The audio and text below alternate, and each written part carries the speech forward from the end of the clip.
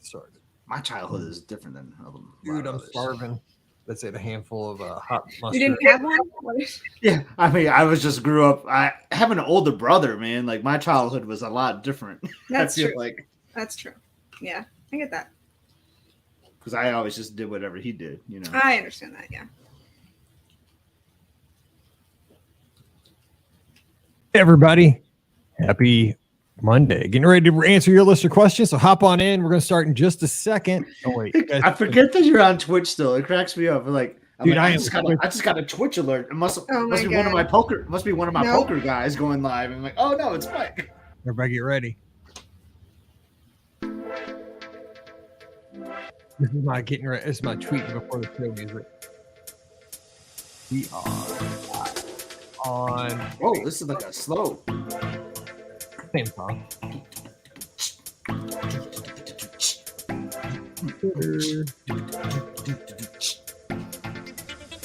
I have a bunch of songs I like to put up. You got to get like I don't know if he's in the chat. Like he's in here a lot, but George Reeves. Yeah. Oh wait, what did I just do? I don't see him in the chat yet. Do you how many days till the cruise on Wednesday? We need to know that. Okay, now 19. Because it's 3 weeks from today. 2 weeks. That's right, because the lady at Disney Cruise on told me that today. Well, you gotta get George Reeves to like come up with a mix, man. That guy's like got some mad DJ skills. I think this is like some free stuff. I don't know. Yeah. I hope so. I think this stuff keeps us from getting kicked off like YouTube. Hopefully, I don't know. It's part of the step that we ordered. Oh, it's picking up a little bit. Yeah, it is. Every like 12 bars, there's like a little extra like drum thing that comes in. 12 bars. You know music. I don't know what you're talking about. Gotta get See right there, it did it again. Yeah, I did. I heard it. Yeah, I heard There's it. a little piece of percussion that's being I added heard every it. time. Yeah. Now it's doing it again. Hold on, what's gonna happen here? Oh, it stopped. Oh, it slowed down. Oh, Transition. it is transitioning. Yeah. I like this mix. So weird. Makes me want to just like play with some keyboard. Like I'm about to be a Ross Geller and like get my music Oh out. my you know? god. As long as you don't have the animal sounds.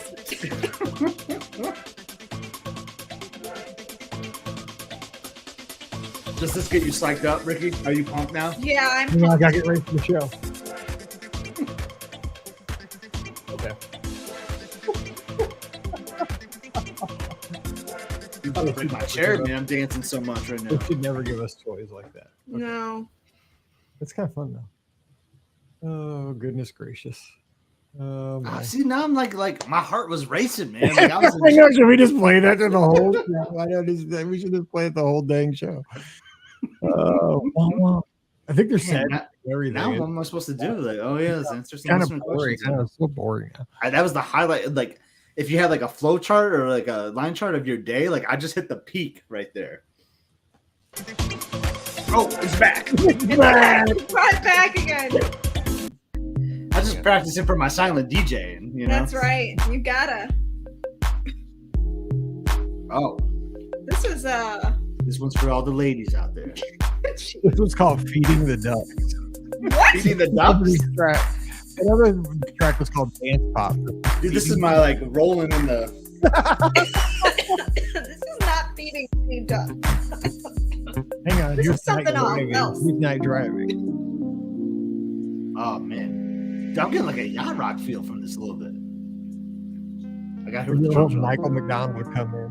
Is it gonna pick up a little bit, or is this just it? I feel like it's gonna pick up. Oh, well, yeah. It definitely picked up. I think Mike changed it. Rock. Clearly. Okay, we gotta do a show because I'm gonna starve to death. Oh Okay, let's see. So we need questions rather than all this music. So hey, everybody. Hey, Susan. Hey, Mike has some questions about the music. Pam. Yeah, we all have questions about the music. We will play with that as we go through. We have plenty of time, but it's almost time to go on a podcast cruise in 21 days. And I'm drinking out of my mug from the last podcast cruise. Sweet tea, baby.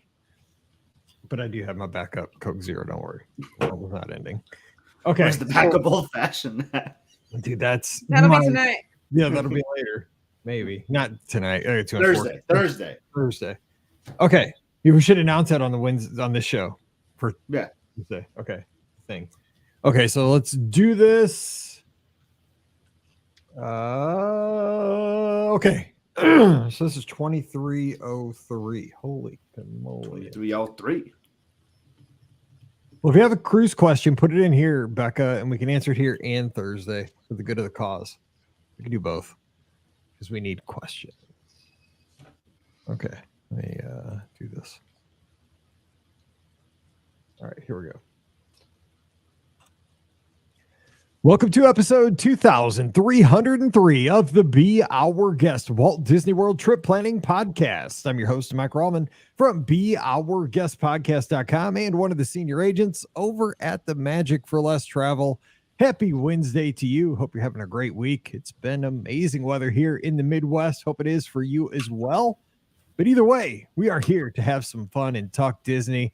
Of course, it is Wednesday, so it's time to answer your listener questions. We are 19 days away from the Be Our Guest podcast cruise, and we have an announcement here, but I'm going to let my buddy talk to you about that in just a second. But joining us first, so glad to have her here. You can check her out over at themouseforless.com. She's down in Atlanta, Georgia. Ricky's joining us. Ricky, happy Wednesday. What's going on?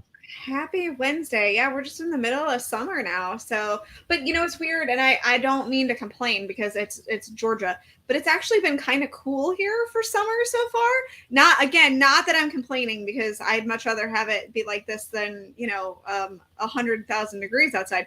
But I went outside earlier and I was like, man, it's comfortable and I'm not sweating. So I don't know what's going on with this, but it's a little unsettling for it to be June and me to be this comfortable outside.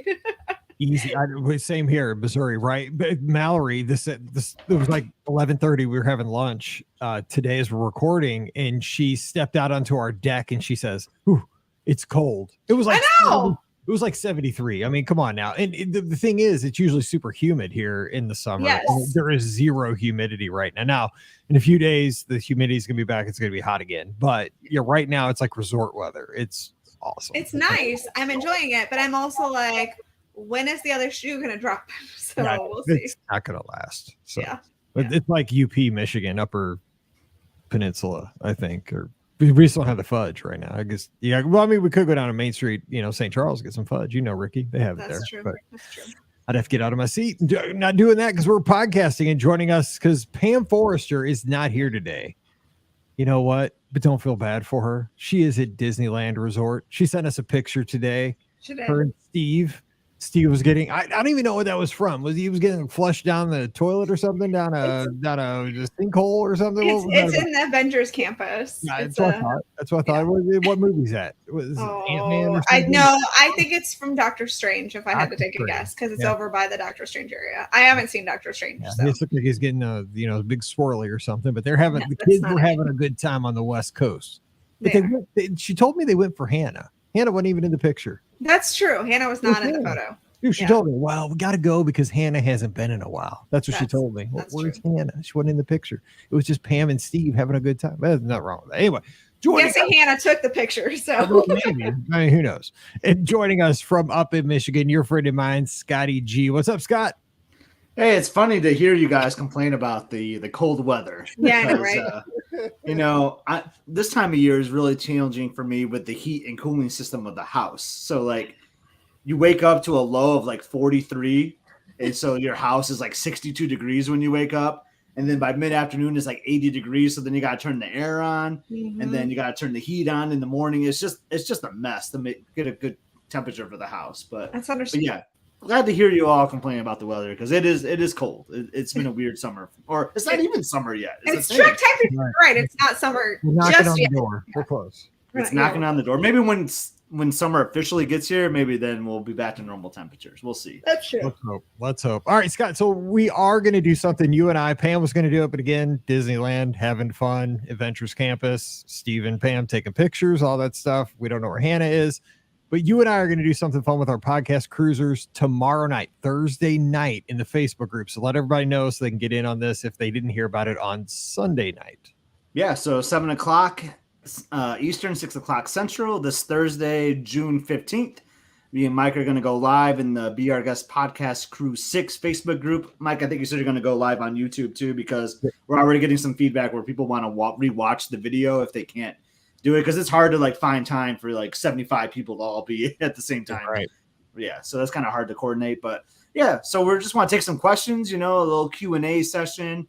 Anything that you want to share for like ideas for the itinerary. Mike and I are going to share some things that we already have planned, answer your questions, and we're open to suggestions or just a way to mingle and get to know each other. We're going to be sailing, here in like a few weeks. So I know the Podcast Cruise Facebook group has been good with mingling, getting to know each other, but let's start getting it even diving in deeper. Wow. It's been a day. It has been a day. Like you're officially a podcaster, because there you go. That's how it happens. I think that was like one of my first, second, third, maybe fumble ups. So that was good. But yeah, so that's what we're doing, Mike. All right, sounds good. We'll see everybody tomorrow night. So you get a bonus show if you're hanging with. You can just come hang with us too if you want. We don't care. We're not. Yeah, just come hang. Ricky, you come on in too. Like you'll be able to answer more of these questions better than we can, I'm sure. Yeah, that's true. I probably could, even though I'm not going on the cruise, unfortunately. But yeah, so it's I'll miss you guys. But Lucy and I and Brian will celebrate 4th of July here and watch fireworks in our backyard probably, because I don't know how Lucy will do with fireworks this year. So I'm gonna miss fireworks here at our house, because dude, St. Charles County does fireworks like nobody's business. People out here, man, it's like ammunition city. Like it is wild at our county. Like there's no disregard. I mean, it's like World War III in our neighborhood. I do miss that. It's a miracle that the houses don't all burn down. Which I'm going to be a little worried, because I will not be guarding my to make sure that your house is okay. I'll be out on a boat off to sea while my house is unprotected from everybody else shooting off all the bombs around our house, because our neighborhood is crazy. Anyway, the good news is, Mike, it survived last year, because remember, we were at Disneyland last year for 4th of July. So it did. I know, but there's hope. The year before, we actually shot a huge. My brother-in-law came over. That's and he right. You almost set the garage on fire, right? Dude, we shot one right off the neighbor's house. And I mean, I thought we burned the neighbor's house down. This is like our first year in the neighborhood. We just moved in. But I mean, it's like fair game. Everybody's thinking them off each other's houses, like, and everybody just laughs. I mean, it's not good. Anyway, let's get to the questions. I want to hit a bunch of questions today, and as much as we can. So Andrew's here, one of our good buddies who put together a wiki, which we have over there from a long time ago. He says, which Italian full-service restaurant at Disney would be your top choice, and which is your last choice? Here we go. He gives us a list: Tony's, Mama Melrose, Il Molino, Tutto Italia, Via Napoli, and Trattoria Al Forno. All right, so top and bottom. You don't have to put them in order. Just go top and bottom. Ricky, ladies first. Give your best and your worst. Well, there's a couple on the list that I haven't been to. So I haven't been to Il Molino. And I haven't been to Mama Melrose, which is kind of funny. I know I haven't. It's always one of those restaurants that, like, when I think about making a reservation for it, I can never get it. And then, like, when I'm in Disney and I see that's available for, like right now, I'm not hungry. So I'm like, oh man. So I have always missed out on that one. However, with that being said, I think the best is got to be Via Napoli. Their pizza is just phenomenal. So I think that's got to be my best. And my worst, I mean, I have not been here since I dined here for the first and last time, and that's Tony's. I can't do Tony's. Yeah, it's just, I'm out for that one. I mean, maybe someday, for research purposes, I'll go back and just see how it is, but I don't really want to. So Tony's is my last choice. Yeah, I'll say mine. What do you got, Scott? Go ahead with yours. I'll just continue where Ricky just was at, and Tony's is my last one for sure.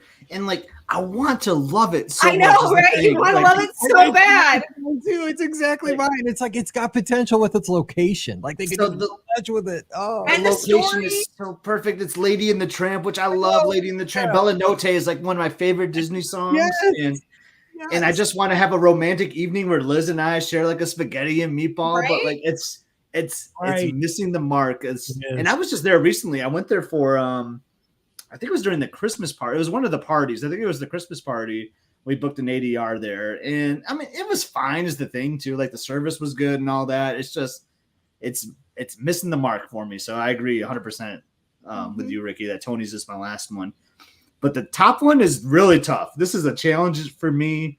There's so many great options, but I got to go with Il Molino at I've the. heard great things about El Molino. I always get it confused if it's the Swan or Dolphin. You know, now I'm an official podcaster. Now with my blooper, you know, now I'm gonna like not know my resort names anymore either. But Right, there you go. Il Molino for sure. It's just.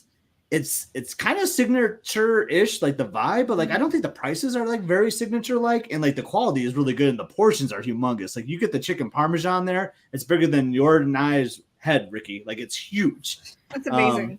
And like it's got a great wine and like drink menu, and it's just a fabulous place to go to. So that's where I would go number one for my Italian.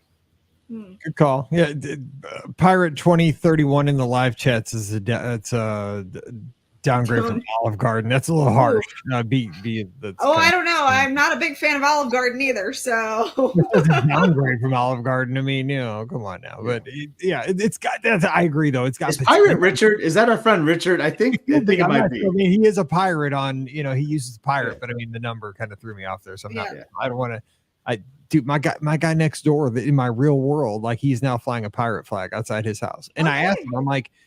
His name's my neighbor. I'm not gonna say his name, but like all of a sudden he starts flying a pirate flag, and like I'm like, so I go over to him. I'm like, are you a fan of the Pittsburgh Pirates? Like, are you like a Bucks fan, like a Tampa Bay Buccaneers? He's like, no. He's like, I'm just a pirate, man. I'm like a rebel.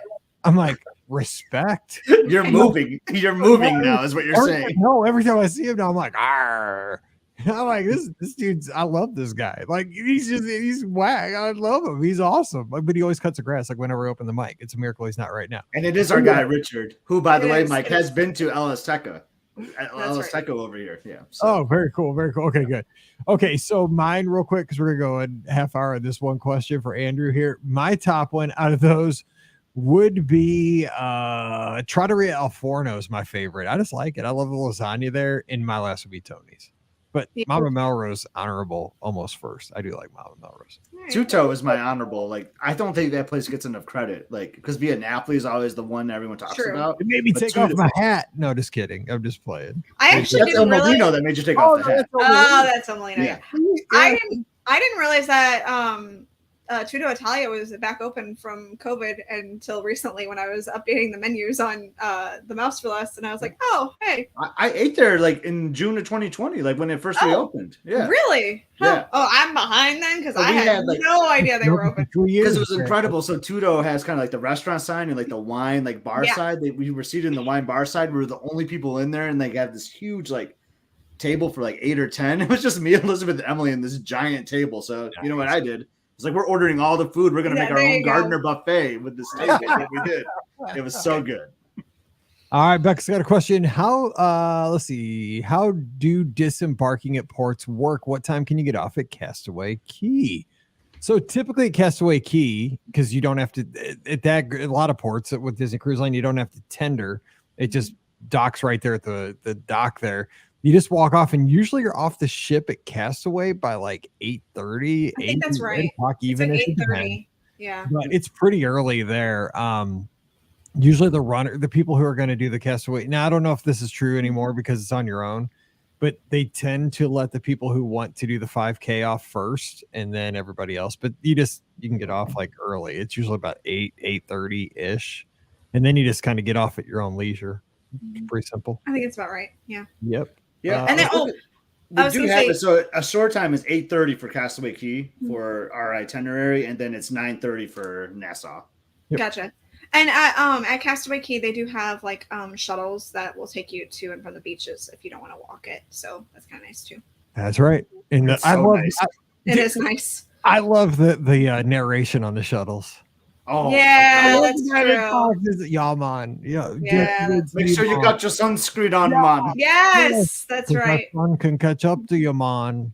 Oh, It's shuttles This cold. is a side note. Like I saw, we need to record that. this is kind of unrelated, but like I saw someone like say something about like taking like a great shower because they're like gardening or something. I was like, there's no shower like a Castaway Key Day shower when you got like all that sand That's and true. sunscreen on you. Like that is like my favorite shower ever. Like I know I'm like going weird today on today's podcast. That but I is just a had to weird say thing like, to it is the enjoy. best. But okay, let's go. It is. I'm just we did the Be Our Guest podcast weird since 2008. I'm just saying. That's right. Tagline. Chris has got a question. I got to hop out to shoot an event, but here's a quick question. It's a good thing we're a podcast. You can listen down the road. We're going to be there.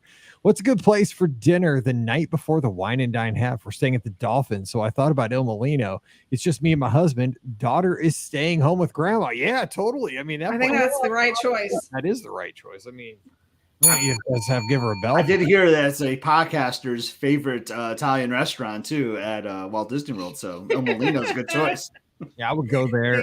But I mean, give her a second option though. So they're at the. She said they're at the Dolphin. So I would, if they're not going to go there, I would do something either on Go to your place there at the boardwalk. Yeah, go to the boardwalk. Yeah, Trattoria Al Forno, yeah. Which I think is the best pizza. I know you were talking about Via Napoli's pizza. I think they have the best. Like Mike, we shared it like before a race weekend once. It's just like this little like cheese margarita pizza. Like, oh man, that's so good. We shared a spaghetti and meatballs too one time at You town. did. Yeah. Paul Note was playing. It was weird. Becca has a question again. Going to Epcot with the goal. We didn't really. Going to Epcot with the goal of going on Guardians. Should I try for a boarding group or by individual lightning lane? Ricky, this is totally in your lane because it's a theme park getting on an attraction question. What would you do? I would try for the boarding group first because they usually go fast. And then if you can get one, then you make a decision of if you want to buy the individual lightning lane or not. If you don't get one, then go ahead and buy the individual lightning lane. So I think that's what I would do. I would go for the boarding group first though. You can do both though, right? You can definitely do both. Yeah. There you go. I mean, really want to be spun and really want to go September or Iran. That's right. When I was a little kid, I used to think the song Iran was about the country in the Middle East. You would. Okay. I didn't know. I was a little kid. All right. Sounds like that's something that could connect you to your childhood, Mike. I'm saying maybe stay tuned on Friday. Who knows? Let's see. Susan's got a question. Any idea when Princess Run Half Marathon sign up is? So I think it's like in 2 weeks, just about. It's usually in June. Marathon weekend was forever ago, and that's only 6 weeks after that. So they usually kind of go in that sequential order. And you can find from Run Disney's website, they post that, but I am going to look pulling it that up too. Yeah, I'm looking right now, and it's usually in June from what I remember. They usually have a date listed. Sign up for that one. Didn't we sign up for Princess one time at Caribbean Beach while we were on our vacation? I think a couple summers ago. I did it from Banana. Maybe. Registration begins June. Okay, it begins June 20th. June 20th. For general registration. The Club Run Disney Gold and Platinum members can register beginning June 13th. So that's tomorrow. Or that was yesterday. Who did you just say could do that? The Club Run Disney Gold and Platinum registration. Stop it right now. The VIPs. That's right. Okay. So anyway, that's next week. So next week you can register for Princess Half. And good luck for those registering. I'm trying to take a Run Disney hiatus, so I will not be at Princess. Even though it's my favorite race weekend of the year, I love Princess so much, but unfortunately, I will not be there for 2024. I love the themes. I love the characters this year, but have fun. It's going to be awesome. I am not doing Princess either because of Dopey and Disneyland. I cannot take that hit to the checkbook after that big hit. I got to stop at some point. I might do Springtime Surprise, but I don't know. I keep saying no. Okay, Len's got a question.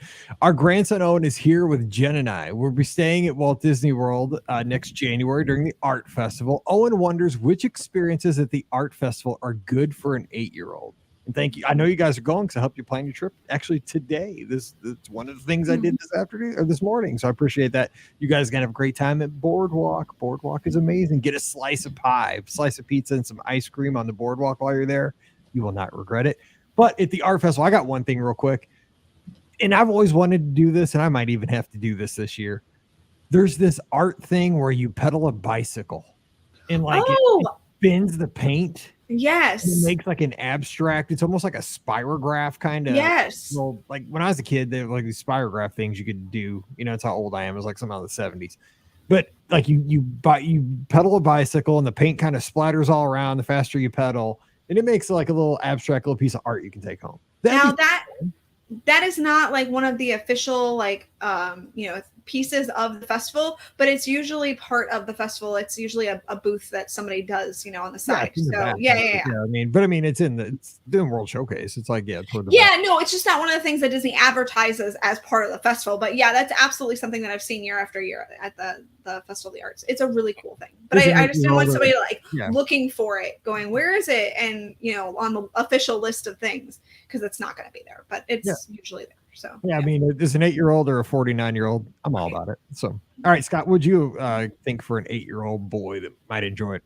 I think for an 8-year-old, like something that would fascinate me at that age and still fascinates me today is like on that path where you like leave Future World to go to World Showcase. They usually have like sidewalk chalk art, and sometimes the artists are out there actually making these magnificent pieces. And I would just stand there and watch them. I just do their art. Like, I think it's just incredible how talented they are. And that's something I would do. I mean, you're not going to find that like on a Times guide or anything, but if you just happen to stumble upon, like hang out and like look at the artists as they're doing it, maybe even interact with them. I think sometimes they'll talk with you and things like that and answer any questions, especially to an 8-year-old. I would think they would. So that would be something I would want to do.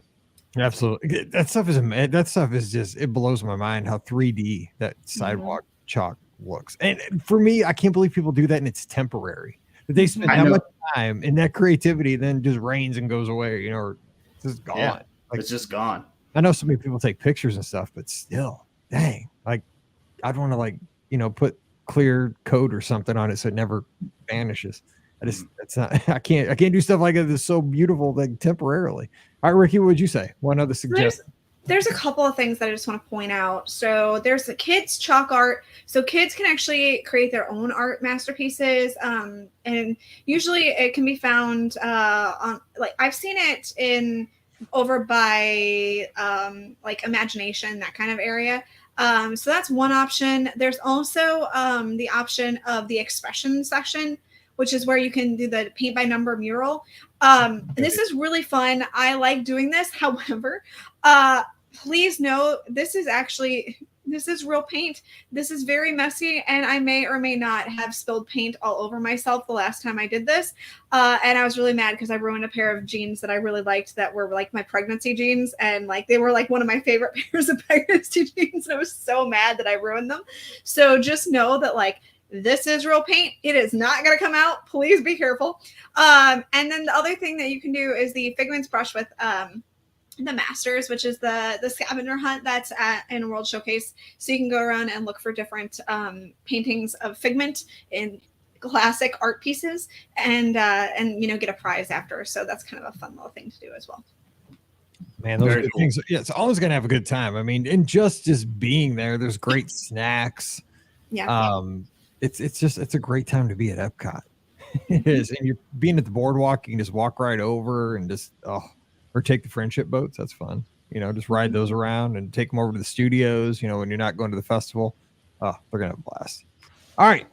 I like this. Their name is Married to a Disney Addict. That's a great handle over on Facebook. Thanks for tuning in live. We're doing a 10-night cruise on the Fantasy in July. Jealous. 10-night cruise. Our longest cruise to date. What's your favorite way to spend a day at sea? They have 4 days at sea, they say. And they say, LOL. Got 4. I love sea. Sea days are my absolute favorite. They're my absolute favorite. And they got 4 sea days. That's as long as our entire cruise. Mm-hmm.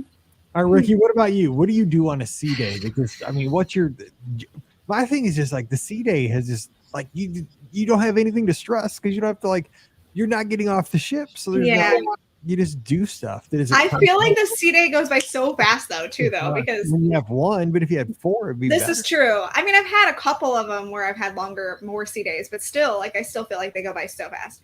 Obviously, one of the things I do is I usually make a Palo brunch. You know, depending on your family situation, that may or may not work for you.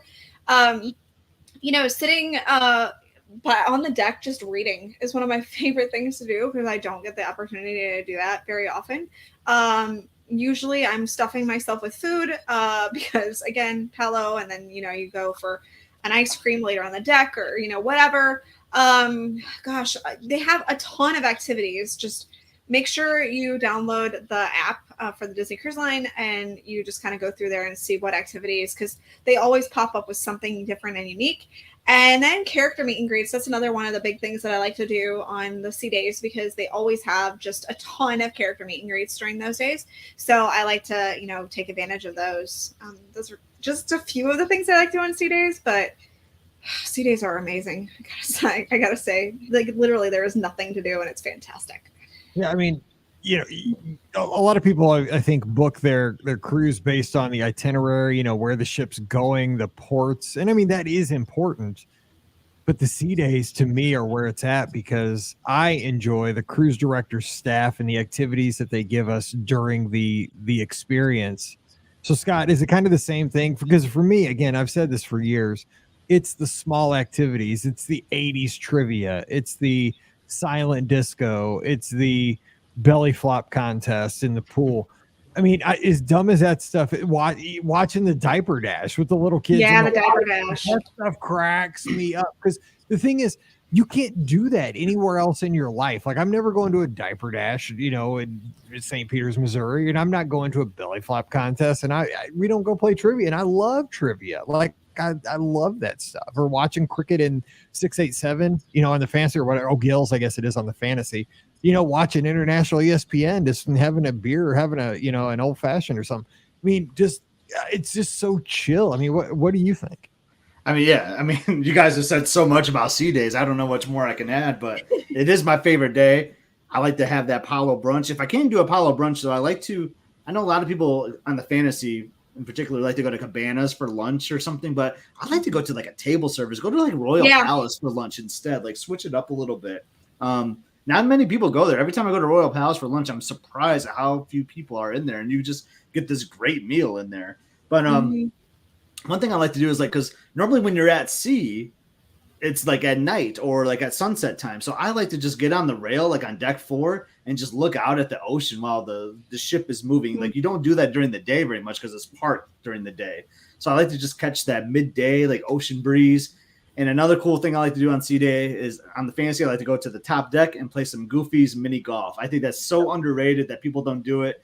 The ship is moving. You're catching that breeze I was just talking about, and you're just out there having a fun activity with the family, playing mini golf. Just make sure you're not barefoot because, man, the deck gets hot, especially in July. So make sure you got some footwear when you're playing the mini golf for sure.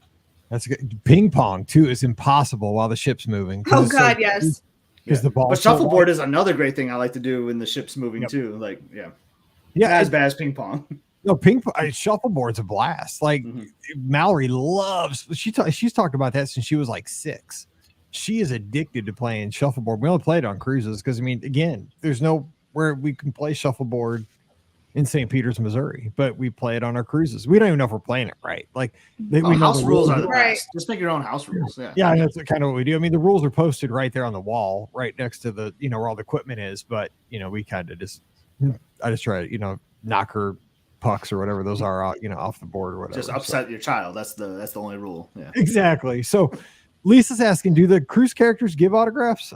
I've gotten pictures with. I'm not an autograph like hound. I've never gone after them. I think the princesses did, like for the Grand Gathering. I'm pretty sure Mallory got autographs in her book a long time ago. Yeah, I'm picturing it now. I'm trying to think back on our last cruise, and I have seen them do the autographs. Now, some special ones may not, because like there's some certain ones. I remember like Anna and Elsa back in the day when they met like in Animator's Palette. It was like really weird. Like they didn't do autographs then, but I think for the most part, they're doing them, unless they're just doing like a random like walkabout where they're just like walking and they're not like stationed for an actual meet and greet. I don't think they would then, but if it's like a set time, they'll do autographs. And William, who joined us on the live call-in show the other night, he's like, talk us into a cruise. I think we kind of just did, though. I mean, these are the things why you go on a cruise. You can chill, you can go eat really good meals. What I tell folks who've never gone on a cruise that are Disney fans, right, that like the theme parks, here's kind of my initial sell, and you just got to get on one to give it a try. You know, do a 4-nighter and just give it a shot. You know, 4 or 5-nighter. It's like staying in a deluxe Walt Disney World resort. It's kind of like going to signature meals. It's like being on the Disney dining plan with a lot of, signature meals with world-class entertainment. You're going to see a lot of great shows, and you're going to get first-class service, even better service than you'll have at the theme parks. Those are the 4 selling points. Plus, you're going to get to see cool places, typically Castaway Cay, which is an amazing beach day, all Disney, service on the island, fun experiences, the beach. But that's really it. I mean, it's like a deluxe hotel, nice meals, almost like signature meals, just great service and, cool places to see. Give it a shot. I think most people are just hooked as soon as they do their first cruise. They can't stop. That's another big thing I forgot to mention too, though, about like the sea day, because like a lot of people go to the pool, right? Because like it's busy. I'll tell you, because everyone's on the ship, right? No one's like doing an excursion off the ship because it's a sea day. So the pool gets really busy, but I think a lot of people forget about is the movie theater. Like you can just go in and watch a movie, like even like a new released movie. And I think that's so underrated. Like it gets cold in there, so we'll bring our blankets or whatnot, or like wear our sweatshirts. It's weird. Like it's in the middle of July, right? Like you're in the Caribbean or whatever. It's like 100 degrees, but you're going to go to a movie and like have your sweatshirt on. Like, I just love that feeling. It's pretty cool. That's a tip too for folks going on our cruise or any cruise, is that you do need to pack like a hoodie or like something warm, because those ships are cold. Like there's places in the ships where you'll think, oh, I'm just going to need always wear a short sleeve shirt. No, I mean, there's place on a ship like the movie theater, especially, it gets cold in there. Heck, even when the ship is moving at in the daytime or night, summer is cold. It gets a little chilly. I bought a lightweight kind of long sleeve shirt for my cruise in August just to make sure that I have something to keep me kind of warm. But William says that he's not much of a sun person, and I just want to, mention I'm not much of a sun person either. Like I don't love being out in the sun. I'm not like the biggest sun worshiper. So like but I don't mind being under an umbrella. So like, when we go to Castaway Cay, I will find an umbrella and I will sit under that. Like that's fine for me. For, like the pool, I don't really sit out by the pool ever when I'm on a Disney cruise, maybe at night. But I'm not just sitting there, soaking up the sun or anything like that. And if I do, again, I'll find a spot where it's shady. Like if I'm looking to read a book or something, I'll find a spot where it's shady so that I can read. So, I mean, I'm not the biggest sun worshiper either. And I have the best time on the Disney cruise. So I think that you'll be fine. There are plenty of places to go around the ship and other things, and on the cruise and not worry about sun. So I love sitting in those adult areas on the cruise ships, like up in the shady areas. Like they have those kind of like loungers that have the things over the top of them, and the adult areas on the forward of the ship. Oh. Now that Mallory's old enough, she goes like the vibe. Go, like we'll be up here. Like just let us know. All right, we got a question here in the inbox from Erin. She says, "Hey, Mike, love the show. Your team has been entertaining me since lockdown in 2020. And my husband can't thank you enough for helping to feed my Disney addiction. Haha, you guys are the best. Thank you. Anyway, I'm taking my family to stay at Animal Kingdom Lodge over Labor Day weekend. We're making it a resort stay with 1 day at Epcot. This is our first time to Animal Kingdom Lodge, and I'm really looking forward to trying Boma. We have, we only have it in our budget to eat there once. So which would be best for our group, including my 11-year-old, 15-year-old daughters, and my husband? Boma breakfast or Boma dinner? My girls can be a bit picky, but my husband and I love to try new foods and experiences. Also, we're spending 2 resort days at Animal Kingdom. Other than the pool, what else would you put on our list of must-do things at the lodge? Thank you, BOGP crew. Aaron, I like this. This is going to be a fun trip for Labor Day weekend. This sounds like a Scotty G Labor Day getaway, because this is what you guys do. You like just go somewhere for a weekend, good meals. That's totally it, Mike. Like I'm considering, like, do I want to do a Labor Day weekend getaway now? This is so you. So okay, real quick, let's settle it. Boma, because I think we both probably all done this. Boma breakfast, Boma Dinner, probably. Dinner. I'd say dinner. Well, it doesn't matter what I say at this point, but wow, that is when you said that, I was like one of the most challenging questions I've ever heard when I started definitely analyzing it. Because I love that breakfast so much. There's so many unique items on that breakfast menu you don't see anywhere else at Walt Disney World. But dang, like it's the soup for me. Like I just love Boma soup so much. There's a chowder, dude, that is, I don't know what's in it, but I can't stop eating it. Is there? Yeah, I've always joked that there should be a Twitter, because like a lot of times the soup at Boma is what's at the Mara too. So I've always joked there should be a Twitter handle that posts what the soup is at Boma. So then I will know that I can drive over there and go to the Mara and get it. It's because I love that chowder so much. And then you get the Boma mustard. You know, that is like my favorite thing too. Like I just pour that over their turkey. So I'm going to go dinner as well. And you got zebra domes too. So that's dinner it is. It's so good. Yeah. And so they're staying at the lodge for 2 days. The pool is amazing. Don't discount too, especially with an 11-year-old and the kids. You can also go to the second pool, which is the Kidani pool. It's kind of hidden though. You got to go across the parking lot. But it's got kind of more play features. Now, the feature pool at Jambo is more like it's beautiful. It's more grand. But there's a fun pool. The Kidani pool but you got to go again up by Kidani and kind of across the parking lot. But Mallory loved that pool when she was younger. So check that out. So you have two kind of feature pools there. I would say also just, check out the Savannas, obviously, and just walk around the entire lodge because each like little part of the wings has like little lookouts, out the windows where you can look, and you can also do those they still have the night vision goggles. Mm-hmm. They have that. Yeah, you kind of see the stuff at night, so that'd be kind of fun. Anything else I'm missing for the lodge? Well, there's a blog post on the mouseforless.com that Elizabeth and Scott Gardner wrote back in 2014. Yeah. Wait. Okay. It's called Enjoy a Non-Park Day at Disney's Animal Kingdom Lodge. I highly recommend you check that out at the Mouse for Lodge.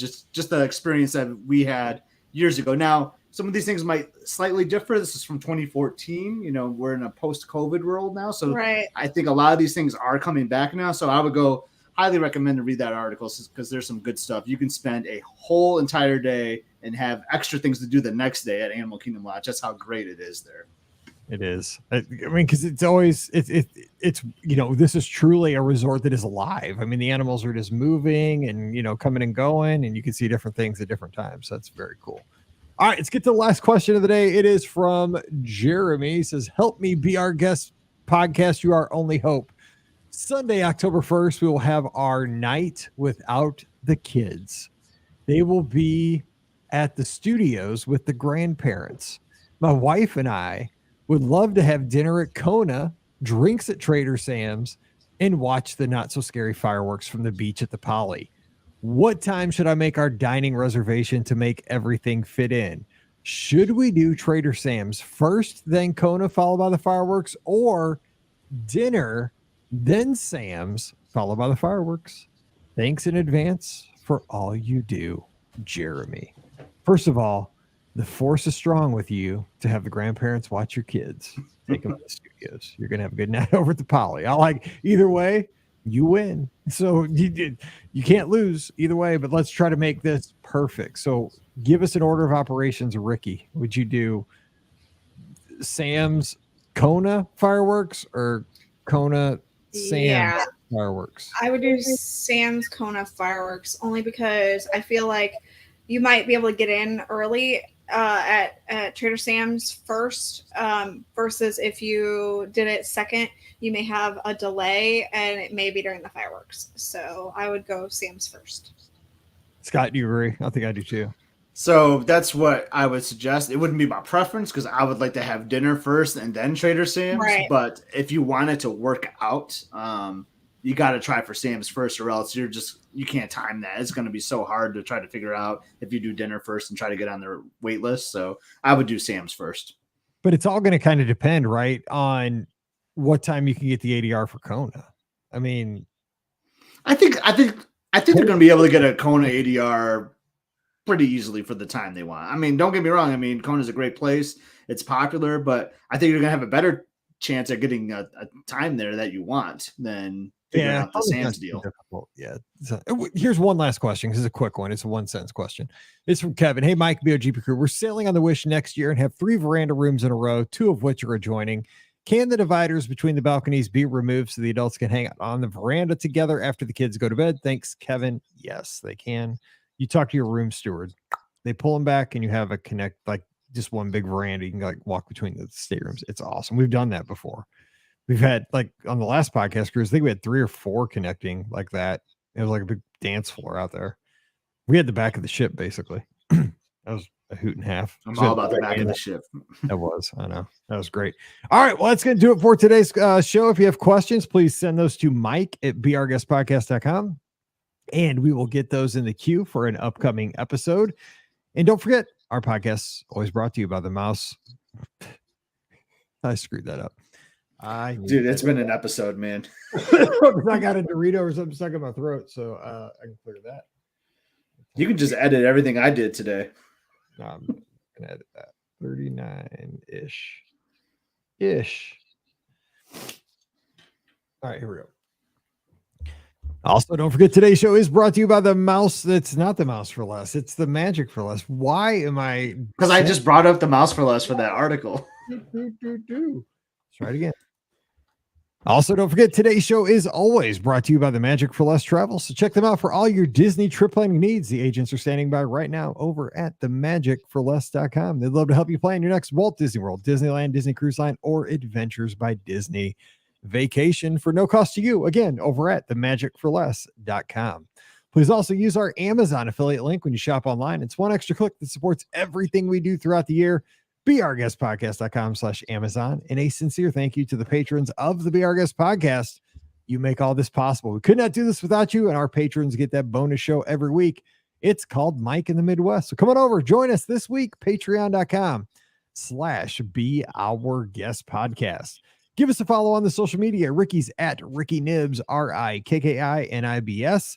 Scott's at Epscott, EPSCOT. I'm at Be Our Guest Mike, Twitter and Instagram. Give us a follow. And don't forget, tomorrow night for the Be Our Guest Podcast Cruisers, we'll see you over in the Facebook group for a live chat. And so we'll have the video feed. Any questions you have, you can jump on the lot. You can come into the video with us, or you can just ask in the chat. We'll talk about that. Any questions, concerns, suggestions for the podcast cruise before we sail, those are all welcome. And we'll also have it on YouTube for a replay. So watch for that after Thursday.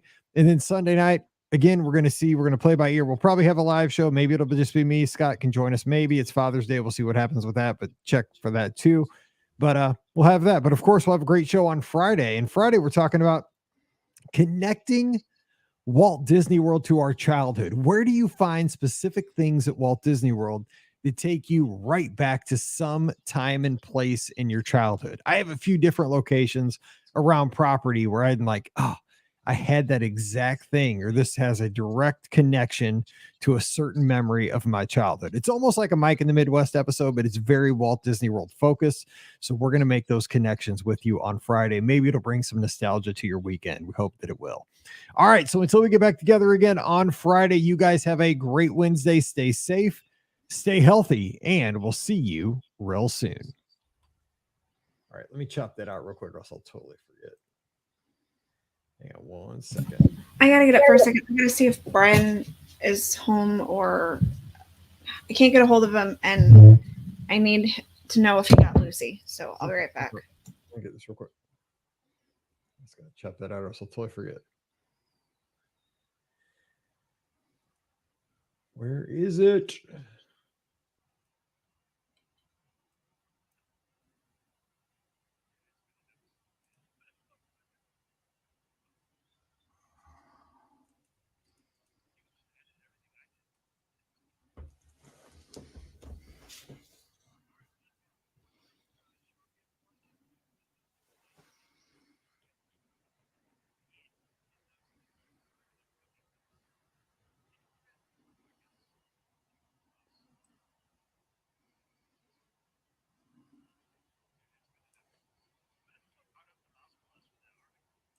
Yeah, I got it.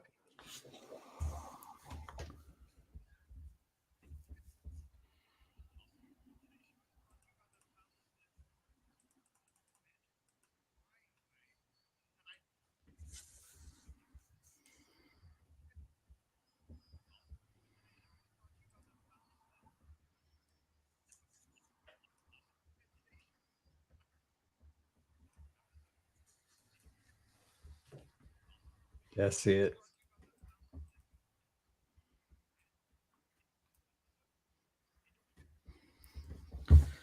Whew, I might be stretching on this next episode, but it'll be fine. I know, me too. I'm like trying to think of stuff. I got a few, not the greatest ideas, but it's all right. I had a weird last episode. It'll just make it a weird week for me. All right, I got that. Yeah, this won't be a great. I was trying to Dude, I could not find my words. And like, it's funny, Mike. I said this to my coworkers today because like I was just off today at work. I was like, man, I'm going to record a podcast, and like I know I just have a feeling it's going to be a disaster. Like I had to text you during the show. But I had this thing like tickling in my throat like the last like 10 minutes of the show, and like I was out of tea and I didn't want to crack a new soda like during the show. Yeah. I'm like, oh crap. I also got this big chunk of ice left. Let's see, episode 2303.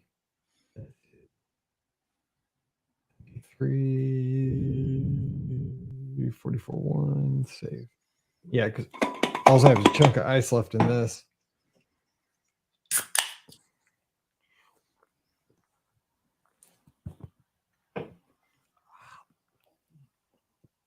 Okay, file, close all, minimize. Foggy brain can be foggy. Yeah, that's me today. I don't know what it is, but I've had a day. Trust me. Same. And the cruises do have a ton of entertainment. Yeah, there's a lot. Yeah. Great. Yeah, there's the shows so are much. amazing. And there's a lot of minor entertainment too. Like, I mean, obviously first run movies, like great shows every evening in the Walt Disney Theater. But even like on the pool deck, like they're showing like movies, Yep. you know, like on the funnel vision, like that's so awesome. And then like just like in, like the district on the one ship, like they'll just be like a, like a guy playing jazz. Like those people are talented. Yeah. I love that. I'll never forget when you, me, and your Pam, we asked Benny, the bartender, to make the margarita from the tequila tasting, and they made us like the full size one, which was awesome. And we hung out in the district, and I'll never forget this. Like, it was the first time I saw this, where this guy was like playing like a drum set, like on like this box of wood or whatever. Like, I was just like so amazed at how he was. I have video of it. Those were good margaritas too, by the way. Yeah, those. And I thought, like, did I imagine that from that margarita? No, but this guy was playing like the weirdest looking drum set, which makes sense because like on the cruise ship, like you want to like minimize like all the like the equipment you have to bring on, right? Yeah, and it was so cool. I do remember that night. That was a good night. That was a good night. Guys, I can't get a hold of him. And I can't get a hold of the daycare, so I don't know if he's picked her up or not. So I probably gotta go. I know, I understand that. You gotta take care of that, Ricky. Like, if she's there, like they closed at 6:30, so or they closed at 6. So I gotta go. Yep, go figure that out. Yeah. I mean, they would have called you though, like if they would call you. Yeah. I know, but I can't get a hold of him, and I don't know where he is, and he left work at 4:30, so I don't know where he is. So do you not have like Find My Friends on your phone? No, because he's got an Android. Yeah, you can have it. Like I've called him like 10 times. Snapchat? Can you like find people on Snapchat? I don't know if he has that either. Snapchat. It's Brian. No, I know he doesn't have that. Like I'm trying. Like he should. If Brian's a 12-year-old girl, come on.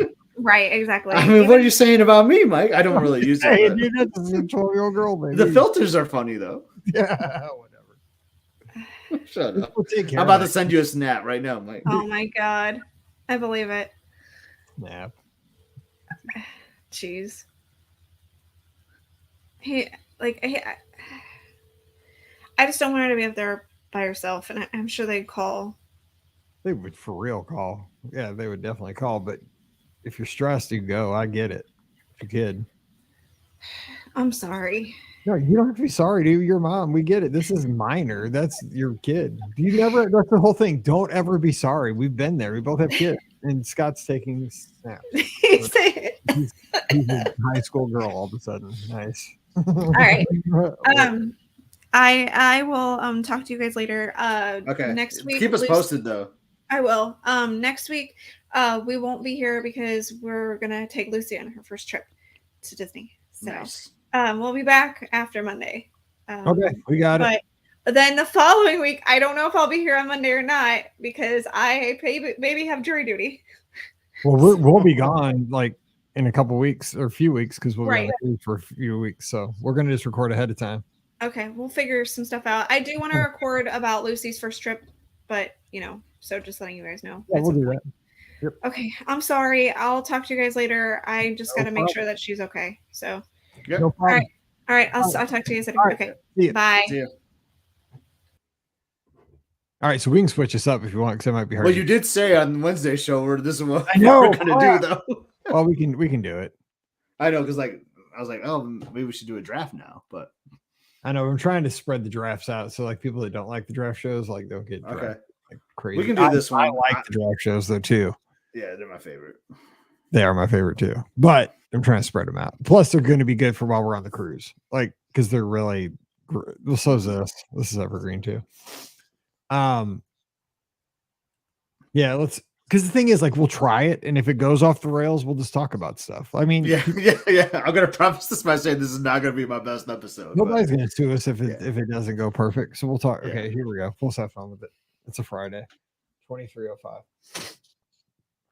Here we go. Dang it! Why'd it go to 44? Okay, here we go.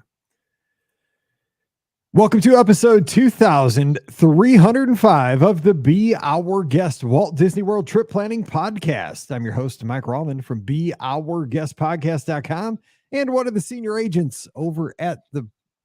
My God, what is going on today? I can't podcast. The intro. I can't. I am messed up. I'm so glad it's not me. Dude, it's catching. I don't know what's going on. I came to the intro and I've done this 27 billion times. Okay. Trust me, don't get into podcasting, William. It's Dude, William's got the setup all ready to go, though. He's got the pipes. He's Yeah. ready. I was telling my wife that I made her watch last night. I'm like, listen, check this out. This guy was like the bomb.com Shaggy, call. right? Shaggy. I remove Shaggy. All right, here we go. Here we go. Can we get through this? This is going to be like a 20-minute I just want to episode. get to dinner. I'm starving. Okay, here we go. And I got Love Boat. This lady's got her feet in ice and reading a book in her gigantic stateroom that's like an apartment. That's what you do on a sea day right there. I don't know what's going on. This dude's got some Nikes on. His pants are pulled up to his nipples. Like people dress so weird in the 70s. Okay, that's why I need to turn off the Love Boat in here. It's messing me up. Okay, anyway, here we go. I can't. 2305. We can't even look at each other right now. We can't. That's the problem. Okay, here we go. Oh, Lord. Welcome to episode 2305 of the Be Our Guest Walt Disney World Trip Planning Podcast. I'm your host, Mike Rallman from BeOurGuestPodcast.com and one of the senior agents over at the Magic for Less Travel. Happy Friday to you. Hope you're ready for a great weekend. Man, I am in that time where we're counting down to the Be Our Guest Podcast cruise. We are just a shade over 2 weeks out to going through those big Mickey ears at Port Canaveral. That's the best. And oh man, time is moving slowly at this point because we have a couple of days at Coronado Springs before we head over to Port Canaveral. Pre-trip, no theme parks. My girls don't have tickets, and just cannot wait. I'm obsessed with getting ready to go on vacation, but we're going to get you there by talking some Disney and connecting some old memories to Disney vacations today. So come on, hang out with us for the next 35 minutes as we share some Disney memories with you. So joining me for this trip, it's your friend of mine up in Michigan, Scotty G. Scott, what's up? We are almost ready to head down to the Disney Wish. You ready yet? Have you started packing? I haven't started packing yet, but as I talked about in the live show, if you listen to that on yesterday's feed, I'm starting to plan wardrobe options. Like maybe I need to buy some new stuff, got the podcast cruise shirts ready to go. So I know those are going to get packed. So I have an idea of what's going to go in that suitcase, just not ready to commit yet, Mike. But if you listen to Wednesday's show, though, you all know that I am an official podcaster. So hopefully I can do better for you today. I'm excited to record this Friday episode with you, and let's get to it, Mike. Let's do it. So yeah, I'm one of those things. Like I got to focus because I think everybody gets this at work where the closer you get to your Disney vacation, the harder it is to do your job. And the thing is with my job, right, it's kind of a really bad hazard because I am 100% into Disney. Like my job is helping people go on Walt Disney World vacations or go to Disneyland or go on Disney cruises.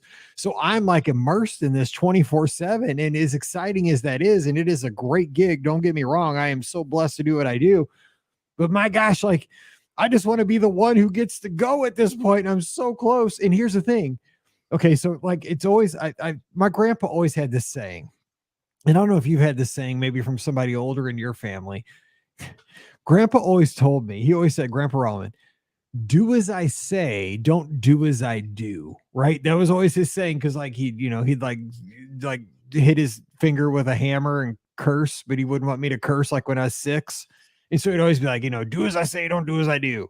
Dang it. And so I love my grandpa. He was awesome. He's very practical. He's a deacon in the church, but he would, do that. But the thing is, so here I am. I always tell my guests, how to get ready for the cruises, make sure you do this so that you get on the ship and everything goes smooth sailing, and all that stuff. Guess whose online check-in got rejected 2 days ago? What? Yes. And you know why? Check this out.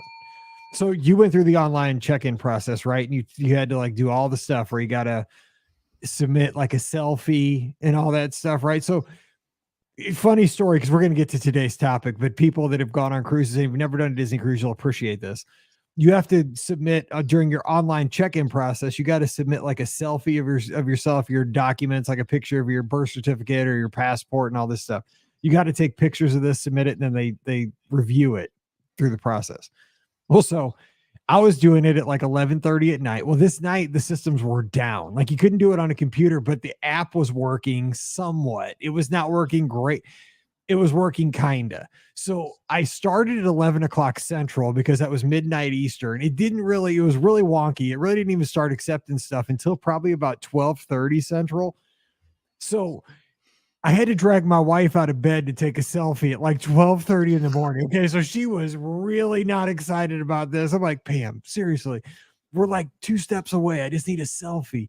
She's like, she'd been asleep for like 2 hours. I'm not taking a selfie. I'm like, please, I just need a selfie. Like nobody's going to see it. I just need a selfie. So she took a selfie and then like didn't talk to me for like 2 days. But we're all good now. We had our anniversary last weekend. But it was one of those things. And then so like, I found one of Mallory. It was fine. I just looked at my photo roll. I found one of her because she'd taken one. Let me interrupt. Like you couldn't find a photo of Pam, no? Like I should have, but I don't know. I was thinking I thought you had. That's like, what I did. I just found a recent photo that I had of us and cropped them out. That's what I should. That's what I did. But I think with Mallory, I'm thinking she takes a million pictures. But Pam, I was thinking like doesn't take selfies, right? Mallory is like, and me, like I take selfies. We all take selfies, but Pam doesn't take selfies. She's like an adult. But anyway, like we're not, so anyway, Mallory got rejected because on her head, she had a pair of sunglasses. You cannot have anything on your head, but they were like, I didn't even see them. They were so small, but you can't do that. So we had to do that. I had to Did you get an email then from them saying it said, complete your online check-in. I'm like, what? I already did it. But gosh, I hope mine's completed now. Now I got to go in and look. If you didn't get an email, you're probably good. Because I got an email and that was because she had sunglasses on her head. So do as I say, don't do as I do, people. That's funny. So, anyway, let's get to today's topic. We're going to Walt Disney World. And I thought about this. I thought this would be kind of fun. Connecting your childhood, like specific childhood things that you find around Walt Disney World that are represented at Walt Disney World that just take you back. You're like, oh, like when I see this thing or have this experience at Walt Disney World, that reminds me of this specific thing from when I was growing up. And I'll give the example that I gave Scott when I kind of pitched this idea to Scott and Ricky. Ricky had to go. She had something come up. So it's just Scott and I today on a Friday. But my prime example is when I stay, and this kind of actually came from a live call-in show we did a couple of weeks ago when it seemed like everybody, like for this one Sunday night, was calling in about the Mickey phone. Everybody had the Mickey phone. I didn't have that, but I had the thing that's kind of across the way. I had the big wheel at Pop Century and I had the exact big wheel that they have at Pop Century. Cause that's what I like about Pop Century is that the icons they have in Pop Century, they're not generic icons. They are brand specific. Like they are real deal, Whammo brand or Twister brand, like they have the branding on them. But that big wheel, I remember the first time we went to Pop Century right after it opened. We were there within 6 months of it opening when we first became Disney fans. I saw that big wheel and I returned to Pam. Like we didn't know what we were doing. We just went down there. We were teachers on vacation and we just went to Disney. We didn't know. But I saw that big wheel. I was like, Pam, take my picture by the big wheel. I had that big wheel when I was a kid and I still have a picture like me standing there. I looked a lot younger back then. But that just like immediately I was like, this is the coolest thing because I had this thing. I cruised the neighborhood in that thing when I was like 3. But then I got a green machine. But that was a whole nother thing. That was like the deluxe thing with the sticks. But it was so much fun. But I mean, still to this day, when I stay at Pop Century, and I still do for a lot of races, I see that big wheel and it just warms my heart because it reminds me of St. Daniel Lane where I grew up. Because all my buddies had big wheels too. And we'd do like demolition derby. We'd crash them into each other. But it takes me right back to being like 3 and all the fun times we had. We'd skid them out, spin out the back, go down the driveways. But that big wheel is one thing that always ties me to my childhood. That's like an icon that takes me there. So do you have anything like that, Scott? And we're just kind of bouncing back and forth with, things around property that take us back. I will tell you though, I do have like a little connection to that big wheel because my brother was like you, man. Like he loved his big wheel. I never had one, but every time I'm at Pop Century, man, I take a selfie with that big wheel. I send it to my brother and he loves it. But he's kind of like, I guess I'm sad I missed out because like his story for me is like at my grandma's house. Like it was a steep driveway. I mean, super steep driveway at my grandma's house. He would tell me like he would just go down that thing with his big wheel. And then like he would like freak out cars that were driving by because they thought that like, he was gonna like run into the street every time. But he's like, no man, I knew how to control this thing. I would just quick crank the wheel and get on the sidewalk every time. So that was like his fun game was to scare people driving by apparently with his big wheel. Yeah, but, your parents would always tell you, be careful that you don't get, hit by a car because they can't see it because you're down so low. I remember that. Yeah, totally. Yeah.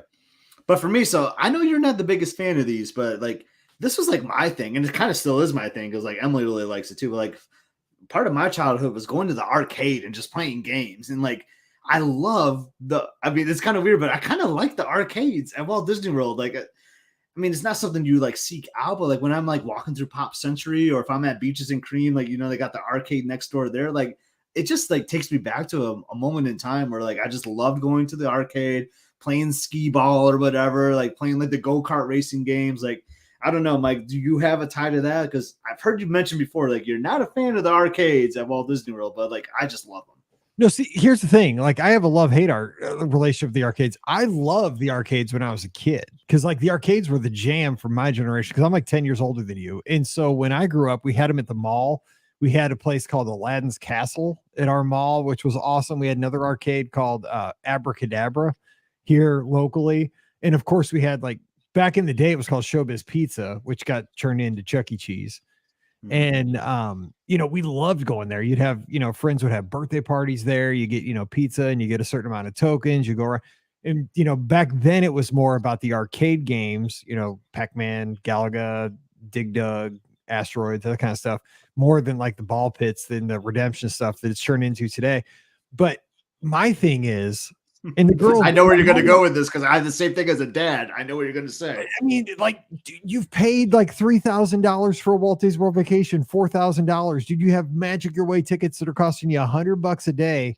You got world-class entertainment. You got all these things to do at Walt Disney World.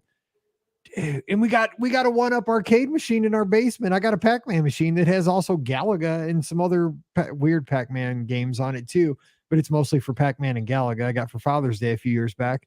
Like, play them here. You know what I'm saying? Like, time is precious at Walt Disney World. As fun as the arcade is, but it is good for a rainy day. Like if there's, if you're at Pop Century and it's pouring and you don't want to go out, especially like when there's a hurricane or something, good idea. What about when you're packed in for the night? Like it's like you already got back from the parks, you're going to maybe like grab a tie-dye cheesecake or something. And like, you're walking out and you see the arcade, like you're not going anywhere the rest of the night. Like, go play a few bucks of like some air hockey or something. Like I don't know, man. That's like how I used to vacation as a kid. Like we didn't really go anywhere as a kid, so like same. that was like my fun. Like my splurging was going to the arcade with my brother, So like whenever I see those at Walt Disney World, it just takes me back. And I like doing that with my family. I thought what you were going to say, and thank God they got rid of this at Walt Disney World a few years ago, was like the prize counter. That is the worst part of an arcade.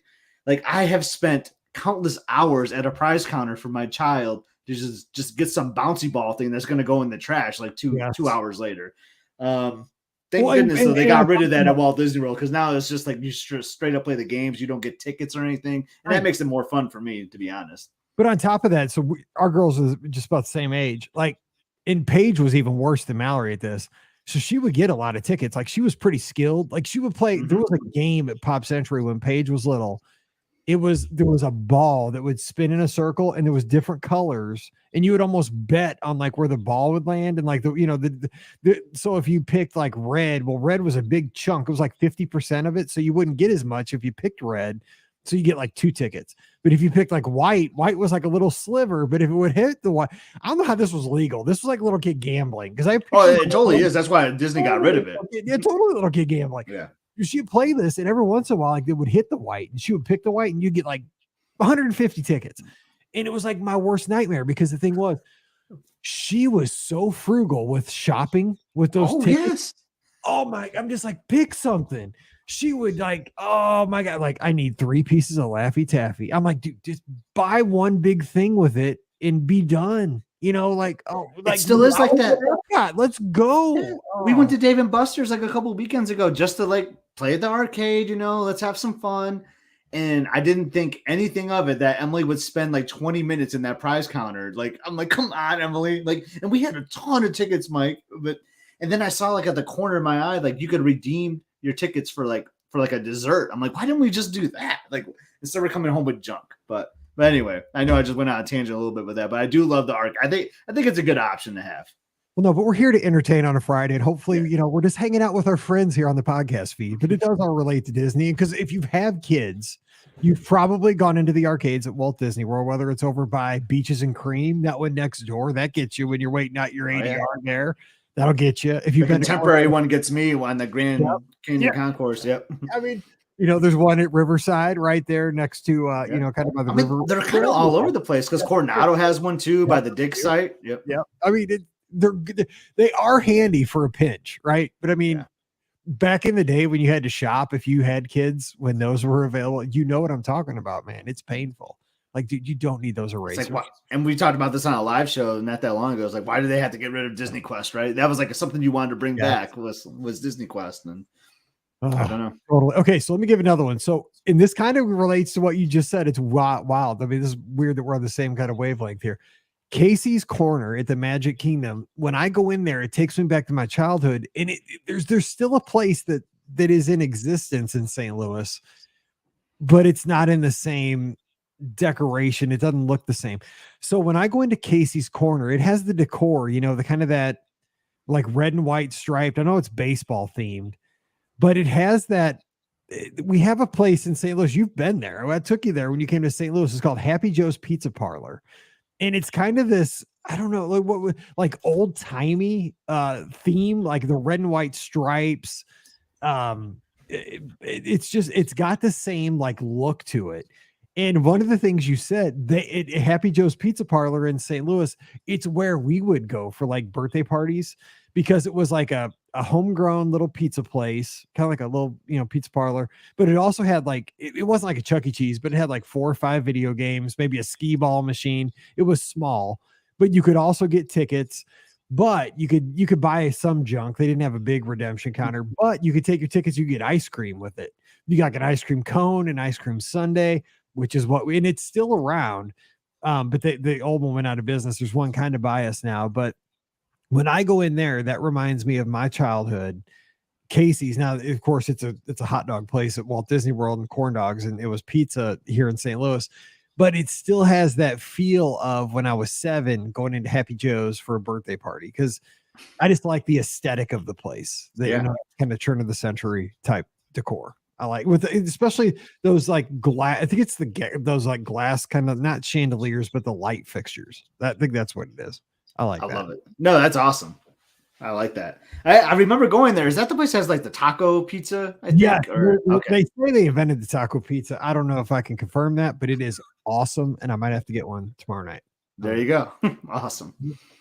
Yeah. So mine's like a baseball theme here too, because you and I like you're from St. Louis, I'm from Lansing, Michigan. You know, we got Detroit close by, like big baseball areas, right? Like we love our Right. baseball. I had the minor league team here, so I grew up going to Tiger games, and we were talking before we recorded tonight that I used to be a season ticket holder for our Lugnuts, like our minor league team, and that was like at a young age. So I was spending all my time in the summer going to the ball games, and I love it when I'm at All Star Sports, which isn't very often, but I like to request the home run in building because like you have it's all baseball thing, right? You got the giant baseball bats. That pool is like shaped like a baseball diamond, and I think it's, correct me if I'm wrong, is it like Goofy that's like on the pitcher's mound, I think, like in the middle of the pool? Yeah.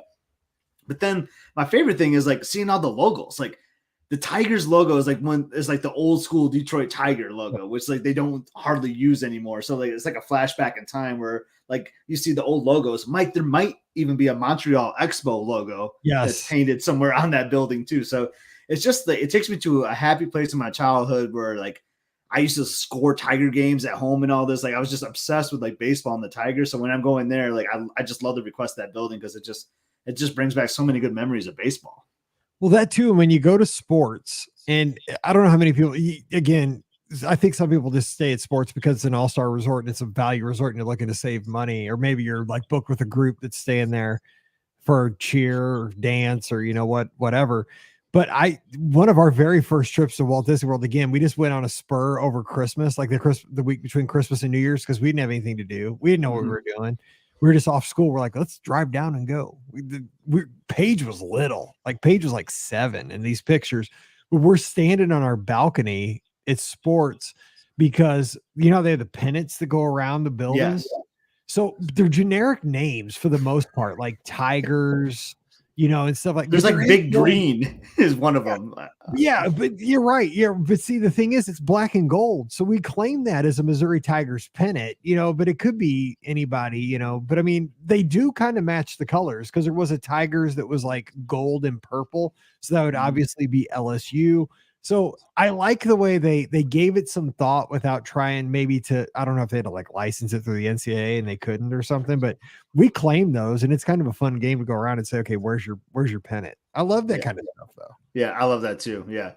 I think there's like because I always claim the Big Green one, I think is what it is. And I always say that's Michigan State, but someone told me like there's like a school that is like Big Green. So like I couldn't remember what it was, but I'm still going to roll with that. That's supposed to be Michigan State's pennant, but I do the same thing as you though. I love the pennants. Maybe it's Tulane, the Green Wave. Maybe it is. Yeah. Who knows? We'll go with Michigan State. They're bigger. You beat them in football. Okay. Another thing. Now this is a new thing, and it's obviously a huge thing. But the first time I saw it, I was like, "Oh man, this is like a toy of mine that I loved when I was a kid." And it's one of those things, how you wish now that you're, an adult that you wish you had the toy from when you were a kid. I have no idea where this thing went from my childhood, but if I had it, it'd be worth a lot. I had like a Kenner Millennium Falcon when I was a kid. I got it for my birthday when I was like 10 or something.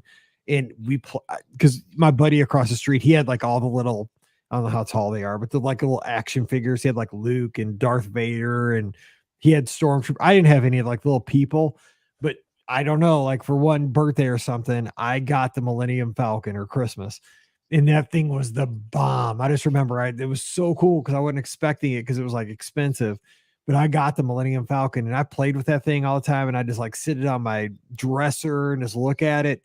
But the first time I saw the Millennium Falcon when I went down to Galaxy's Edge, I was like, I couldn't believe it. Like, I mean, it was like, this is what I had on my dresser, but this is full scale. That is the real Falcon. And still to this day, when I see it, it doesn't just take me back to the Star Wars movies, which are a huge part of my childhood, but it brings me right back to thinking about like laying in my bed again on St. Daniel Lane, which we moved out of that house when I was between 6th and 7th grade. But it takes me back to, my mind's eye, back to that part of my childhood, back, pre-6th grade, to that Millennium Falcon sitting on my dresser, because I'd lay in bed and just think about the movies. Because again, you got to remember back in those days, you didn't watch it. Like it wasn't streaming. You didn't have, access to watch Star Wars anytime you wanted. Like eventually we had like a bootleg tape on VHS that you could watch it. But, it was one of those things like you just had to kind of imagine the movie with the toys or with, a book or something. And, when I saw that in Galaxy's Edge, I was like, holy cow, there it is in full scale. It still does to this day, takes me back. See, I'm kind of jealous of that. Like, I don't have that like connection. Like, I never really had like toys or anything like that, or like I had like really weird interests as a child, I guess. Like, I don't know what it is, but like I get jealous when I hear a story like that. But that is so awesome. Like, it just to like live in that moment to have that's so great. I like it. Yeah, I like it a lot. Thanks. What about you? What no thing? So this is kind of a stretch. Like, I was not an adult. This does not remind me as being an adult, but I was like pretty close as a teen. But some of my background with like me, like being a drummer or percussionist. Like, I just like as a child, like or a younger teenager, I was obsessed with drumline because like I just love playing snare and the tenors and all that. So every time I'm in Hollywood studios and I see those Green Army men, it just takes me back to those days where like I was in drumline and I just like obsessed over that. And I always say to Elizabeth, because we talk about this too, Mike, like what's going to be your retirement job at Walt Disney World? We kind of joke about that. Like I always say, like I'm either going to be driving a boat or a monorail, or I'm going to be a Green Army man, just like drumming it out at Hollywood studios. Like it's just, I don't know why. Like I always have to stop what I'm doing when I see them in Toy Story Land or whatever. Like I just love watching like drumming, and it's just not even them. Like I see it with the Jaminators, I think is what they're called, like at Epcot, where they're banging on the trash cans and all that. It just takes me back to a time where like I was so happy. Like I thought I was like the coolest guy in the world because I could play the drums really good, and I just love seeing that. So I will say one of the coolest things that I've seen. Was I not running with you or something when you jumped in with the Jaminators during a race and started playing with them? You saw a video. You weren't with me. It was me and Emily. Yeah, because I was like, dude, you like rocked out with them, and I think you shocked them because like you grabbed. I don't. Do they play with? Were they real drumsticks? Because I mean, yeah, they had drumsticks just sitting out on like a trash can or something. Yeah, because I know they don't use drums. They use like just stuff. So I didn't know if they use like rakes or something. I don't know what they use for drumsticks, but like you jumped in, you're like you were just a member of the band. I was like, holy cow, look at this. That's one of the coolest things. So I think it's like when a guest jumps in and shocks them, like the there's a reaction from one. You can see one of the Jaminators in the background, kind of like, whoa, like that was awesome. I love that. That was awesome. So anyway, so here's another thing, and mine's also in the studios. My next thing is it's in Toy Story Land next to Galaxy's Edge, another new addition. But it's those big Christmas lights that they have hanging, draped over the whole land. Those are the exact lights that we hung as a kid on St. Daniel. This was again pre-6th grade, my first house that I grew up in. But I mean, this is kind of what everybody had back in that era. This is kind of the late 70s, early 80s. This is before LED lights and all that stuff. And nobody had icicle lights back then. Nobody had the little bulbs. Because my wife this is where we don't argue, but we have a disagreement on aesthetics. She loves the little bulbs and she loves the white lights and she likes the icicle lights. Not me. I'm retro. I want to go back to what I had as a kid. I like the big bulbs. I don't want a pattern. I just want a random bunch of colors. I want them to look like Toy Story Land because that's what I had when I was a kid. I want the ones that get hotter than anything. And she's like, that's not safe. It probably wasn't, but our house never burned down when I was a kid. It was fine. They probably used a ton of energy. I don't care. They look cool. But those lights are what we had in our house. And when I remember again, I guess I spent a lot of time in my room when I was a kid. I should probably go to therapy or something about this, but I just remember like on cold winter nights, between like Thanksgiving and New Year's, because that's when the Christmas lights were up, especially when there was like snow or something hanging off the roof. Like, I just remember how I loved going to sleep at night with the glow of the Christmas lights, like kind of illuminating my bedroom. And I just remember like when my dad would take down the Christmas lights after New Year's, like how cold it felt in my bedroom. Like it was just that warm glow of Christmas was missing, and it just made January all the worse. Like it was just terrible. But I just, those were the lights, and still that touch when I went into Toy Story Land for the very first time at night and I saw those lights, I was like, that is my childhood right there. That aesthetic that's what we had. And I love that. So yeah, I love those lights too. Like that's what I grew up with too. And what's funny is like my parents for years always got a real tree, and like for being like an adult now, like I can never do that, man. There's so much work. You got to like water it all the time and all that, like, but they would always get a real tree and they would just put those lights all over like the Christmas tree. I mean, they put those lights over the Christmas tree. And then my parents finally gave up and got like a artificial tree that was pre-lit, but my dad didn't care. That was pre-lit. He still hung those lights on the pre-lit tree. Like he just used those lights as long as he could because he loved them so much. Hey, like, whatever it takes, man. You just got to be practical. Yeah, it was so great. But yeah, I love those lights. For me, like another thing that takes me back to my childhood. I'm still like this today, as you know, like with my golfing and all that. But like I call it mini golf because the game is really mini golf, but like for us at a young age, it was just called putt-putt, right? Because you remember the putt-putts. Oh, like, yeah. My grandpa's buddy owned our putt-putt in St. Louis. I got to play for free all through my childhood. Dude, that's all me and my brother did. Like we had on Wednesdays, I think it was called like Wacky Wednesday or something, because our putt-putt had 3 different courses. And it had like a little arcade too, tying it back to the arcade. But I think it was like for $7, Mike. It was like unlimited putt-putt. You got like a hot dog and a soda and then like 10 tokens in the arcade or something. So we went there every Wednesday and that's all we did was just, we would have like hundreds of like golf tournaments over the summer playing putt-putt. So like when I'm at Walt Disney World, it's particular like the Winter Wonderland, like, cause those courses feel more like putt-puttish to me than like the ones at Fantasia Gardens. But I just think back on like all those days where like me and my brother Bob, man, we would just, that's why I want to get my brother to Walt Disney World. Cause I keep talking about these memories with him, like the big wheel, like the arcades, like he would like it. I think if I showed him like these things, it would just take him back to our childhood. But I just love playing like the mini golf because it just takes me back to those old putt-putt days. And man, I miss putt-putt. I'm just talking about it right now. So you totally got me off track because I think I got to do a Mike in the Midwest episode about our putt-putt because our putt-putt had 4 courses and it had a bunch of stuff. So yeah, it was a big putt-putt. God, they like knocked it over and just like redid an intersection on top of it. It's so sad because it was the best. But yeah, I think of Mike in the Midwest episode because we had a lot of. You know, it's funny though. So much time there because, like I said, my grandpa knew the owners.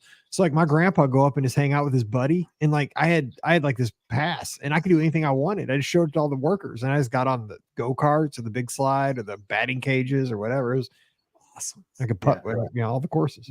What's funny is so in Port Austin, Michigan, it's like the tip of the thumb. So it's over by Port Huron. So if you look at the state of Michigan, it's the tip of the thumb is kind of what they call it, but it's Port Austin. You know who lives really close there is Vic and Nicole from Big Brother. They live like 20 minutes from there. Ridley or something like that. Ubley. Yeah. Ubley, yeah. right? That's really close to Port Austin there. Yeah. They have, it's not called a putt-putt, but it is straight up an old school putt-putt course. It's called like orange rails and everything. Yeah, it has the orange rails. So they're like so rusty and like nasty. Yeah. I'll send you a photo of it after we're done recording, but like I played that course like last year. Like I think it's got to be a tradition for me now to go there every year because like it's like the only putt-putt that I know that exists anymore, and it's just so fun like playing it. They only had 1 course though, so when that happened, I was thought maybe ours was special. They have 3, but now you just topped it with 4. That's so awesome. Yeah, we had 4 because there was 2 on each side of like the place where you got your putters and your balls. Yeah, like you could go left or right, and there were like one was that way. Did you have a course that just felt tougher than the others? Because like when we would do our tournaments, like we would make sure like that was like the last round, like the harder course, but I don't remember. I mean, because I really, to be honest, because I was like, like 10, I was there for the go-karts. Like I wanted to drive the go-karts. Yeah. Well, this is going to be a Mike in the Midwest episode. So I'm just saying, patreon.com/BRGuestPodcast, you'll get it. This is going to be fun because in the batting cages, I spent forever at the batting cages. But okay, so here's my other thing. So the Skyliner takes me back to my childhood because at our Six Flags, when I was a kid, we had the sky buckets. Now, unfortunately, there was an accident with the sky buckets where some people were killed because one of the buckets came off the cable and like fell. I just remember that when I was, younger. So they took the sky buckets out of our Six Flags. But man, when I was a kid, that was like my favorite ride at Six Flags. I mean, because it was basically, if you think about it, it was like the people mover of Six Flags. I mean, that and the train, we had a train too, just like kind of like at Walt Disney World. But for somebody who wasn't a big thrill seeker as a kid, I liked the log ride, which was kind of like Splash Mountain, but no decorations. You were just going like in a flume. You went up one big hill and down. Six Flags isn't that exciting in Missouri, but you'd ride the sky buckets, and that was exciting. But the Skyliner is like that, only it's like riding a Cadillac compared to our sky buckets. They were open air. They only held like 5 people, and they weren't super safe, obviously. But when I ride the Skyliner today, it takes me back to those days of being 5 or 6 and just soaring over stuff and seeing stuff from that perspective. So that's kind of a quick one. On my piece of paper right here, Mike, it says Skyliner. That was one. Sorry about that. We have not talked. Talked. So you went to Six Flags. So like I said earlier, like we didn't do a whole lot of traveling when I was a kid, but Cedar Point in Ohio, Sandusky, Ohio is like where we went every year, like the big roller coaster place. And I just have so many great memories of riding, like it was called like the Midway Sky Ride or whatever. It was like, I don't think you ever been to Cedar Point, but it's like the way it is, like you got this middle area of the park. They call it the Midway, and it would take you from one end to the other. And my dad is like kind of afraid of heights, but he would always go on it with us. But I don't know if yours in Six Flags, but it had like this big like black poster pole like right in the middle of the seats. And he would just always hold on tight to those things. Like, and like, I don't know if it was like to scare me a little bit, to like kind of be funny, probably a little bit of both. He's like, I'm not letting go of this thing in case if it falls off this like little wire or whatever. So I kid you not, like when I'm on the Skyliner, I think of that all the time. I imagine like this big like black post. Sometimes I'll like imagine like I'm holding something like that's invisible, because I just think of my dad like trying to scare us all the time with that. And you're right, it's like the Cadillac version of the old Sky Ride is the Skyliner, man. It's so awesome. But yeah, like that takes me back to those early vacations going to the amusement parks for sure. It is funny though how we have, I think you and I are very similar in that when we were coming up, our parents gave us experiences, but we didn't have many experiences. Like Emily has had exponentially more experiences than you did as a kid, right? Mallory and Paige, exponentially more experiences than I had. Like I've said many times on the show, we went on one vacation until I went to college. Like we went just down to see the Phillies 1 year for spring training. And that was it, other than going to Six Flags. That was it. I mean, we never went on vacation.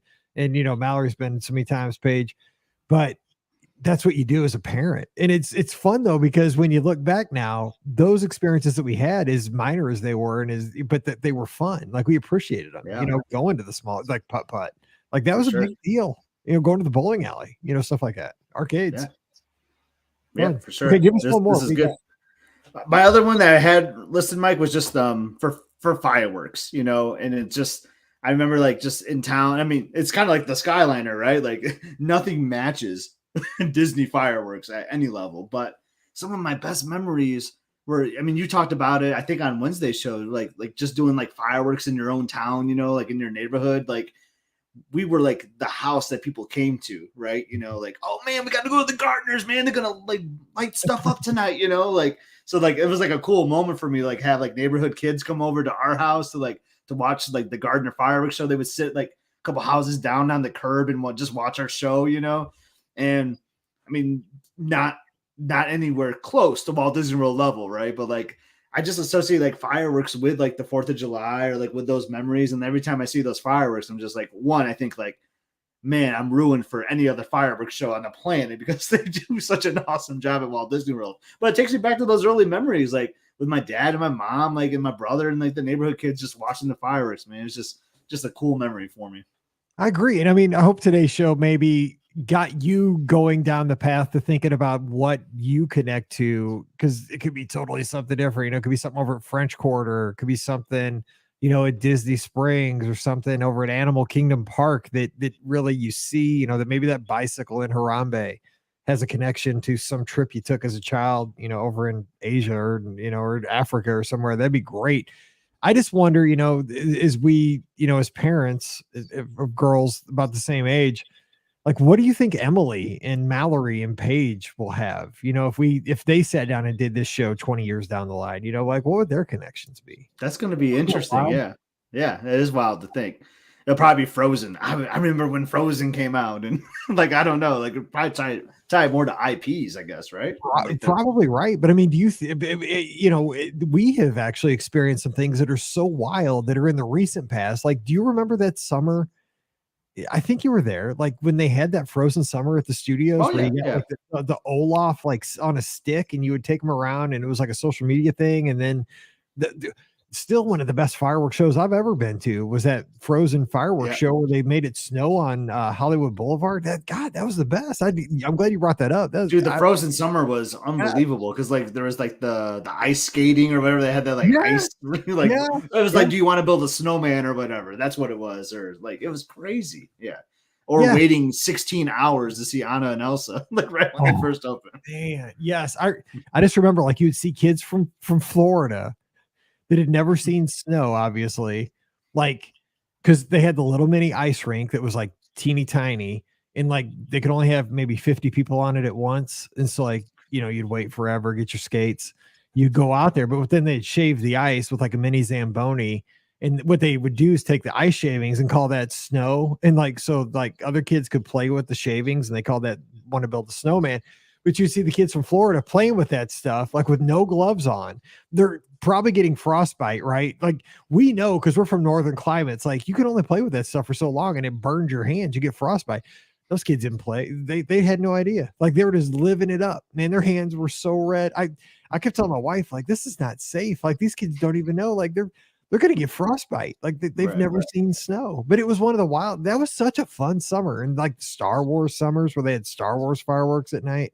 Yeah, dude, the Star Wars. I mean, I know we're like really off topic here, but but I mean, this is something hopefully people. I still have like a video at least that I recorded of those, like right from like Hollywood, like Boulevard. Like it is a sweet video, and like I loved those, man. They were so because like you put the Star Wars fireworks. I mean, the Star Wars music to fireworks. Like, I mean, I was a wreck at the end of that because like there's so many like upbeat songs. Then you play like the Layla theme, like it gets you like kind of emotional. You like that was like one of the coolest shows ever. I was. Man, I choked up on that fireworks show every time Han would say, "Oh, it's real, all of it."